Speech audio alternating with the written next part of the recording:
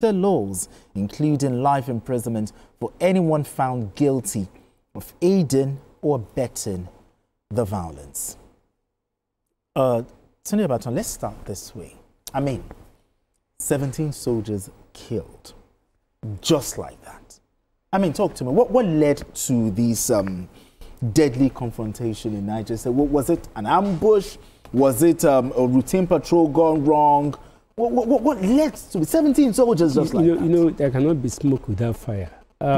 We recall that we have been talking here about the fact that our intelligence gathering has been compromised severally. If it is compromised, there's very little you can do. You know, there's a saying that the enemy is within the house and not without. If the enemy is within, it is easier for the person coming outside to be successful in whatever he's trying to do. And only 2 weeks ago, even early last week, the Chief of Defense Staff gave a hint, which Nigerians are not particularly paying attention to, that most of those things that happens there, they were insider information from the communities, giving information to those people who are attacking. And the military itself, at this time around, should not be exempted from this particular thing. Because if there is no insider information, giving information, there are black legs within the system, within the community, within the military, within the general system, that those people will not have the effrontery to even come out and attack. Because if they have the information, they know where to get you, they know how to get you, and they know what to do.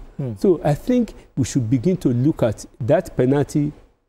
Anybody that is found guilty, I think we should make it a national policy. People in the National Assembly should talk that if you are giving information, probably those who are giving it, they are giving it for monetary gains. They are giving it for inducement. Yes. So if you are caught, you will face the same music that those people that are caught are doing. So I think we do really have to do something about, because it's not about military alone. It's about our collective resolve to stop. Because for what gain will you have when you supply information that will lead to the death of some people? So the military itself has been compromised through and through, but for the life of 17 soldiers, apart from the family they came from, you look at the fact that what it takes to train them. For the country to train 17 soldiers and the family they represent, it means something is seriously wrong with our society. If you can compromise life like that, something is wrong with our society, and we have to do something about it. I mean, Tony, 17 soldiers, but what should the federal government's response be to these losses? Should it just be, oh, we condemnation, or should there be a serious tactical review on this case? You just said it. A tactical review, you know, a reviewed tactical, a reviewed strategy. If I've been playing the same game all the time and you're not scoring, for instance, football, what do? You 4-4-2, 4-5-1, and re-strategize. Because we cannot continue like this. First and foremost, my heart goes out to the deceased soldiers and their families. It's sad, you know, it's sad, because we cannot be saying the same thing over and over again. Something needs to change. I mean, something needs to change. It shouldn't be the same old method. Truly, our intelligence may not be as good as we expect it to be. But I think the military needs to set. You can't be killing our soldiers on a daily basis. You can't. I mean, because these days you hear a lot of people say, I know I can't get recruited into the Nigerian army because of things like this. And social media is there playing a role. You know, they say this all the time. They are not, you know, I won't say they are not protected, but something needs to happen. Something, first and foremost, we must stop this issue of what they call de-radicalizing and rehabilitating. I mean, you know, putting them back into the... It has to stop. It must stop with, you know, all those people doing it, all the states doing it, must stop. The federal government needs to drive it, you know, sink it into their brains. You have to stop it. How can you welcome criminals? I think we talked about it last time here on this desk. You cannot do that because they are the people sabotaging the effort of the Nigerian military. They sell information because they are inside. You stop it first and foremost. Stop pardoning. They don't pardon them. Criminals should be treated as a criminal. These guys are terrorists, and I hate to hear people calling them bandits. Now, you can't be killing people on a daily basis. Absolutely. It's not good. Something needs to give in. We must change. It's not about every 2 weeks or every fortnight. We say to the president, if the service chiefs are not doing enough, they must give way. So you think your head should roll? No, it's not about sitting down with the president and saying, this is what you did. Something has to happen. It has happened before. If you're not giving me a result, how can you explain to me, for instance, I'm the president, and my service chiefs, 2 weeks ago we talked about it, and today I'm hearing that maybe last week about maybe 10, and today you're coming to tell me 30 people were killed. So what are you doing differently? That's not the news I want to hear. Something has to give it. You must show workings. You must do something different. I mean, these are people too. They came from families. And government is not, they are funding this operation. They're not lacking in funds. So where do we get it wrong? I mean, the other side of this conversation, Kebbi State Governor is advocating for death penalty for informants, you know, and aiding these bandits. But talk to me, is this enough? Well, it is not enough. When the heads have been taken off, there's no need crying. Why can't we prevent this thing from happening? Instead of when you say, yes, death penalty, but they have killed people. They have thrown a lot of families to disarray. They have destroyed a lot of destiny. So I think, like he said, time has come for, because before you can become a general in the military, before you can head a platoon, you must have gone through a particular experience. So they should allow that experience. The amount of money Nigeria has seen to train them, to expose them, they should bring it to bear in the way they run the armed forces now. Because to everybody that is killed, it represents a family, it represents a future that has been destroyed, money has been spent to bring them up, hopes have been dashed. So I think this time around, the president has to do something about the leadership of the Nigerian forces. They are trying, but they have to begin to think out of the box. We have been saying it here. People should do things differently to get a different result. Because it's unfortunate that barely 2 weeks after something, we are tired of hearing statements. We are tired of hearing. We need action. We need results. There must be action. There must be results. And it has to be shown and reflected in the way these people are treated. I mean, these terrorists. These people are terrorists, and it has to be reflected. We have to do something about it. I mean, what could make locals act as informants for bandits? I mean, what could push them to? Is it ideology? Is it coercion? There's nothing like ideology. Economic desperation? It is not. It is inducement. It is purely inducement. It's because of money. It's because of money. So it's not as if they are coerced to do it. To give away the life, to give away information that will affect the life of a community member. Because they are all from the same military community, whether you like it or not. I mean, what do you think? And these are people that are familiar with us, as in this states in question. They are not spirits. They are not. That's true. These are people they know. They patrol around. They ride in bikes, hundreds of bikes. When they want to move, people see them. They don't fly on air. Exactly. So let me just talk about. They hide among. Going back to what Kebbi State Governor said, you know, about proposing, you know, looking at, you know, the law affecting death penalty and all that. But he was talking about informants. Yes. He wasn't talking about the bandits, the terrorists. Yes. You know, so if you're looking at in the direction of the informant, what about the terrorists? You know, I think the governors of these states in question needs to sit down. It's not things, you know, you sit, you know, alone and discuss. They must sit together and go and meet with the federal government. It has gotten to that level. I know the federal government is making efforts in the military and all that, but you need to sit with the president.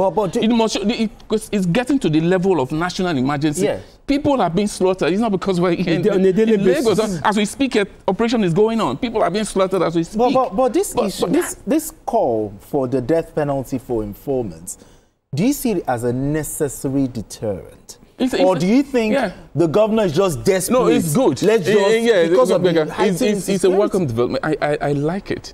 Just as we said before, you have to start changing things. When you do that, but include these people, terrorists too, because I'm yet to hear you include them, not only informants, you know.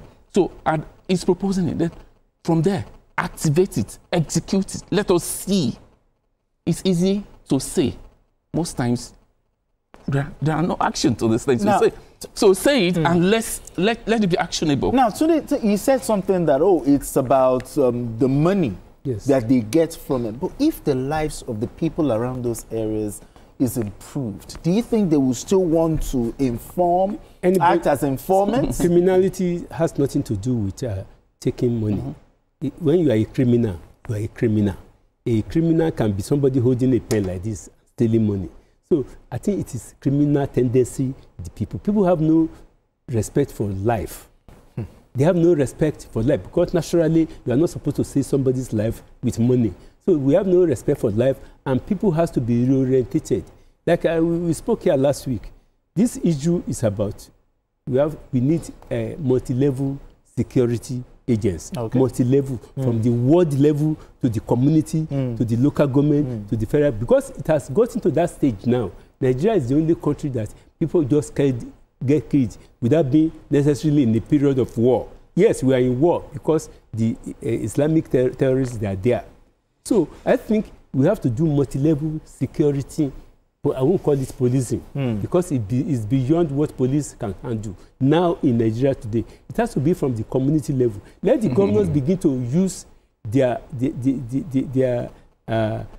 security vote to begin to use it so that it can be effective. Security, because they collect security vote beside the Nigerian armed forces. Naturally, the military is not supposed to come in at this stage. But if we use the security vote well, use the police well, multi-level policing from the community. You know, they have sheriff in UK and US, they have local police. It has become, we should forget about the sentence and sentiment of saying, they don't need to say police. We are past that. I think that's where I was going to. I think we are getting to that level now. We are getting to a level in which a community has to have its own police, with laws. Like local vigilantes? Not only legalized. Not just local vigilante, and then the government can just... Vigilante is ad hoc. We need a standing security for each community, local government, state government. The IG talked about it. I mean, but let's still going back to that 17 soldiers, because I still feel, I feel for them. Let's talk intelligence. Do you think our soldiers are adequately supported in terms of intelligence, in terms of logistics and welfare, you know, to take such high-risk missions? I have no doubt about that. Because how intelligent is our intelligence? I have no doubt about, as I said before, there are sabotage in the system. It is compromised. And that's where we should look at, you know. And what we are seeing today is beyond what we are seeing from here.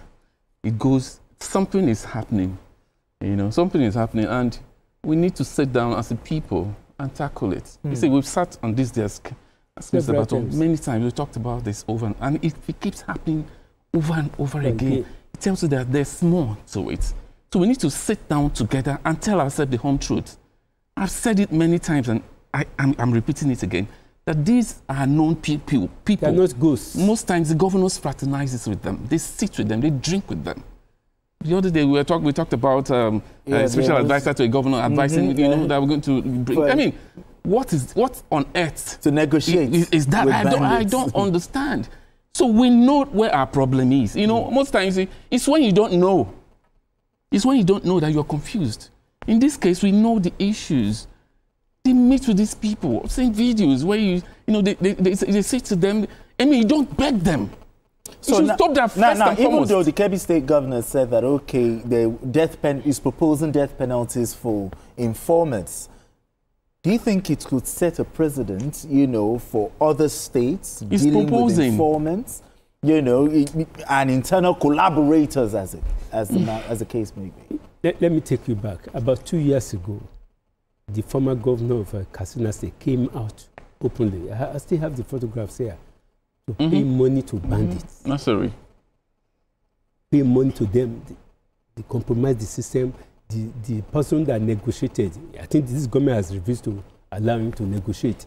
He negotiated with them, negotiating with terrorists in camera. On behalf of the negotiating, open negotiation, and which means you know these people. If you know these people, that it means you lack the capacity or the authority to sit as the governor of a particular state. You can be negotiating with people who are trading with your citizens' lives. And killing your people. And you are negotiating with them. You say that, they like you said, they are not ghosts. So can't we arrest them? Are they higher than the state? Are they bigger than the state? They are not sane actors. but you are recognizing them and negotiating with evil-minded people. It is unfortunate. Until we get back to that level and stop that attitude, these people, if you say, maybe it is when they are caught that you are going to sentence them to death, Abi. When they are not caught, in court, and you fund them. Because they have the resources. They have the resources. Complete fund. To present them from getting caught. They have resources. So let us forget about trying them. Forget about preventing it. Our problem is that we don't prevent things from happening. Wait for it to happen. We're not proactive. The head is off, we start crying. Well, if in preventing them, I think this matter needs to be looked at, the issue of education, the issue of poverty in those areas. You know, if poverty is not tackled, poverty is one, we know. Yeah, but in this same country, I remember an administration that set up an Amajiri school system. And I know the kickback it got. You know, I don't want to go on that part, but we know the issues, as I said before. You know, we know poverty is one, but are you ready to, you know, to rescue them? Absolutely. You know, we know the issue. We are ready to. It's easy. The funds are there. Nigeria is not lacking when it comes to funding. We dispense these funds on a daily basis to tackle an issue, but the issue is not going. It doesn't. You know, it means that something is wrong somewhere. You know, it's when you don't have it. It's when you complain, but you have to, you're putting it there, and you're not getting results. So what do you do in this case? As I said before, it's not even about changing service chiefs or heads a security unit and all that.